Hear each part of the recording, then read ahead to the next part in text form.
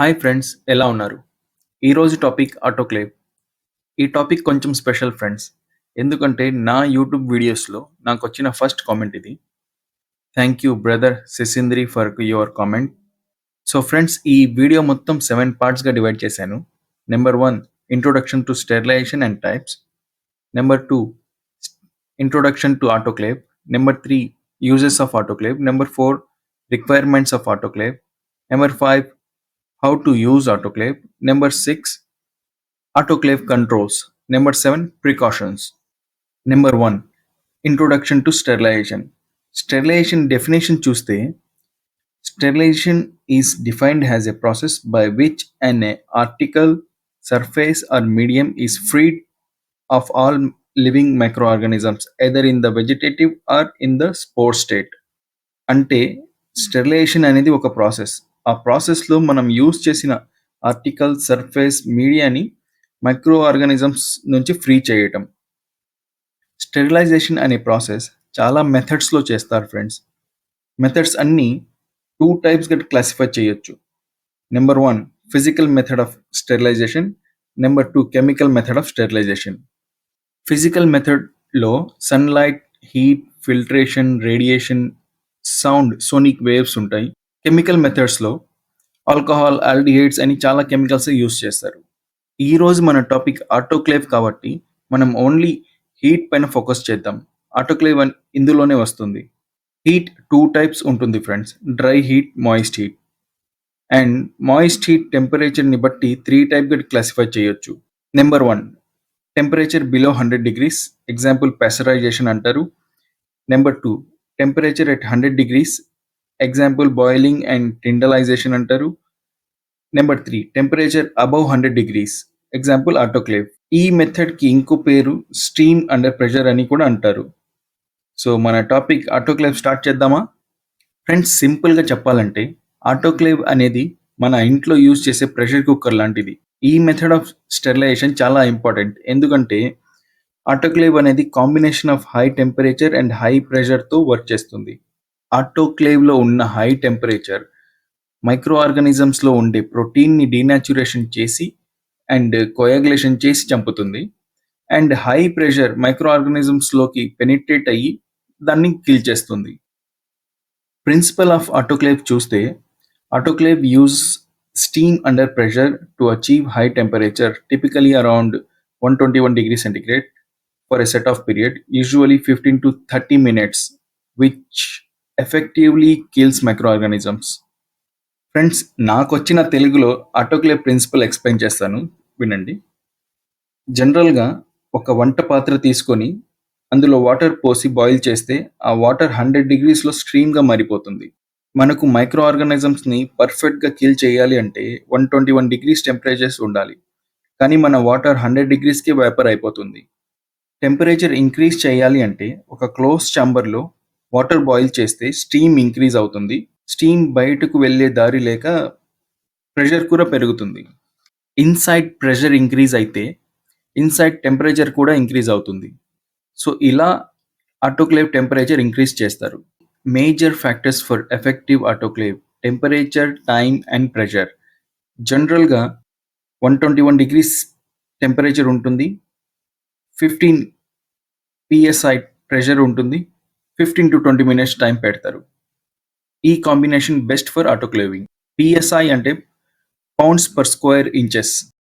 Number 3, uses of autoclave. Autoclave health care సెటప్‌లో చాలా ప్లేసెస్‌లో యూజ్ చేస్తారు. మైక్రోబయాలజీ ల్యాబ్‌లో, బ్లడ్ బ్యాంక్‌లో, medical waste, dental hospital, surgical instruments ఇలా చాలా ప్లేసెస్‌లో యూజ్ చేస్తారు. ఫర్ ఎగ్జాంపుల్ మైక్రోబయాలజీ ల్యాబ్‌లో మీడియా ప్రిపేర్ చేయడానికి యూజ్ చేస్తారు. ప్రాసెస్డ్ అయిపోయిన samples like urine, stool, blood culture bottles autoclave చేస్తారు. బ్లడ్ బ్యాంక్‌లో ఆఫ్టర్ ట్రాన్స్‌ఫ్యూజన్ యూజ్డ్ బ్యాగ్స్ ఉంటాయి కదా! దాన్ని స్టెరిలైజేషన్ చేయడానికి ఆటోక్లేవ్ యూజ్ చేస్తారు. Number 4, requirements of autoclave. First autoclave bag కావాలి ఫ్రెండ్స్.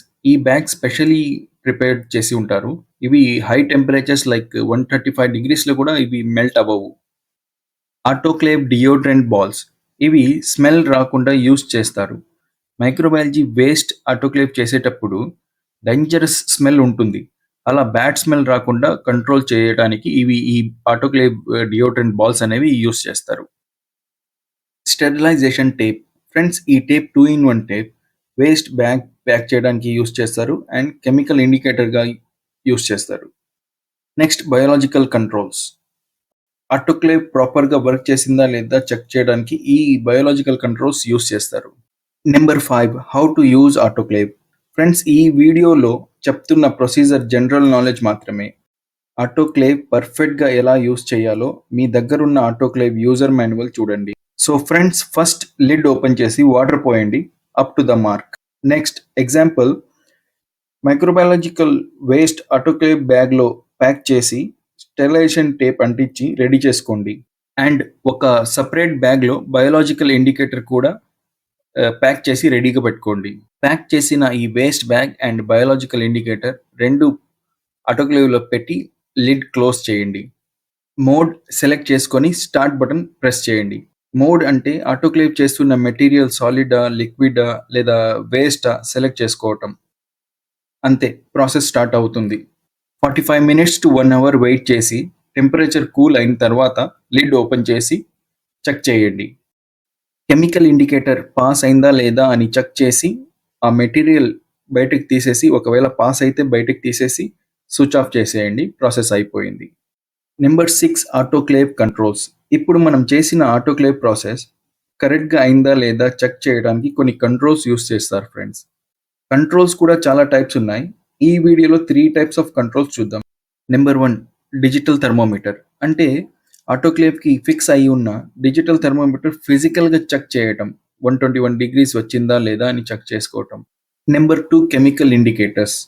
వేస్ట్ ప్యాక్ చేసేటప్పుడు స్టెరిలైజేషన్ టేప్ పేస్ట్ చేసాం కదా, అందులో ఉన్న green lines 121 degrees centigrade temperature expose అయితే బ్లాక్ కలర్లో మారిపోతాయి.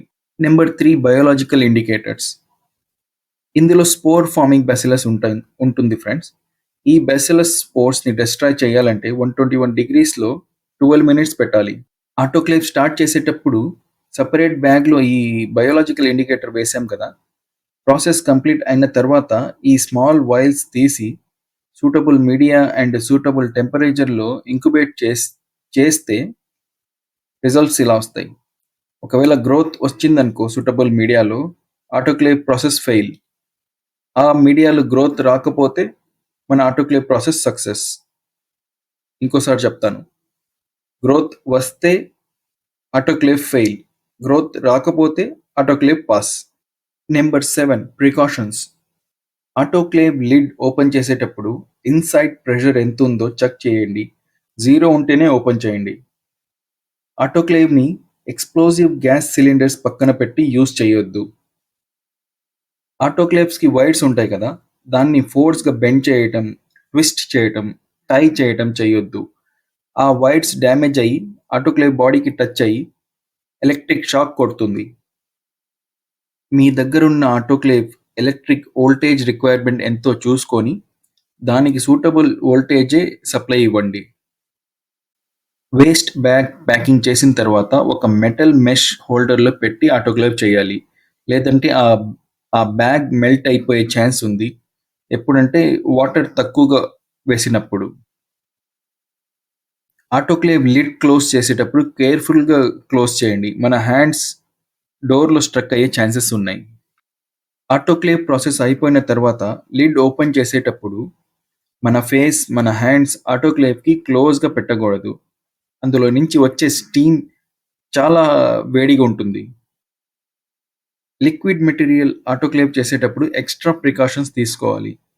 థర్మోమీటర్లో ఉన్న టెంపరేచర్ లో ఉన్నా కానీ ఆ లిక్విడ్ టెంపరేచర్ హైగానే ఉంటుంది. ఆటోక్లేవ్ని ఓవర్లోడ్ చేయొద్దు. అలా చేస్తే స్టీమ్ అన్ని ఏరియాస్లో పెనిట్రేట్ అవ్వకుండా ఫైనల్గా ఇన్కంప్లీట్ స్టెరిలైజేషన్ అవుతుంది. Okay friends, thank you so much for watching. Please subscribe to my channel.